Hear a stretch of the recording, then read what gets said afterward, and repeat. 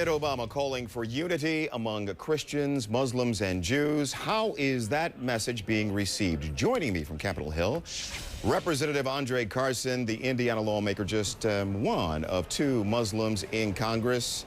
Good to see you again, sir. Thanks for joining me again today. What a pleasure to be here. Thank you, Tony. Well, Representative Carson, the president wanted to reset America's relationship with the Muslim world with this speech. How did he do? Awesome. A+. The speech was phenomenal. The speech was right on time, Tony, and it is what Americans need to hear and the world needs to hear in terms of moving forward and healing some of the wounds that were created in the past 8 years. Well, let me jump in very quickly and ask you to give me a key moment in the speech for you that leads you to that positive assessment. You know, I love that the president acknowledged that Islam is a monotheistic faith, but he also acknowledged that Muslims are not a monolithic group. That is critically important to get away from our tendency as human beings to generalize and put people into boxes.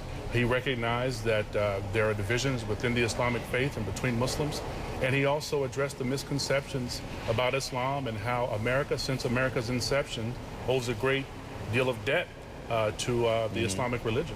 So after this speech, I'm just sort of curious. It sounds like you thought that it was fair and balanced. I should ask it as a question. I'm wondering which side of the Palestinian-Israeli equation do you think is feeling the most pressure sort of to break from past approaches to seemingly this intractable problem of Mideast peace?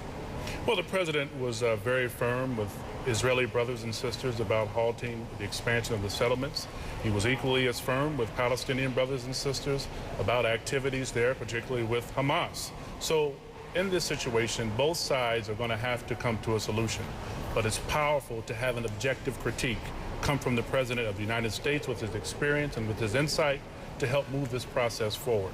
Let me turn to a couple of personal questions here. I'm curious that the President talked about the September 11th attacks. How would you describe your life as an American Muslim in the days immediately after those attacks and even the years after those attacks? Well, coming from law enforcement, the workplace was a different place. I can recall going to the range with some of my dear colleagues from different parts of the great state of Indiana who are still friends today. But there are some who replace the targets with pictures of Osama bin Laden and Muslim figures.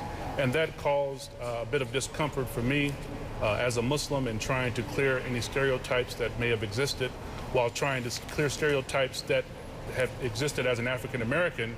I had double duty on clearing stereotypes about both being a Muslim and an African American. So I love that the president is moving forward with bringing about the kind of dialogue. You lead me to my next question. How much do you see life changing for Muslims in America moving forward with the election of, let's say it, Barack Hussein Obama, a man who is African, American, Christian, from a Muslim father?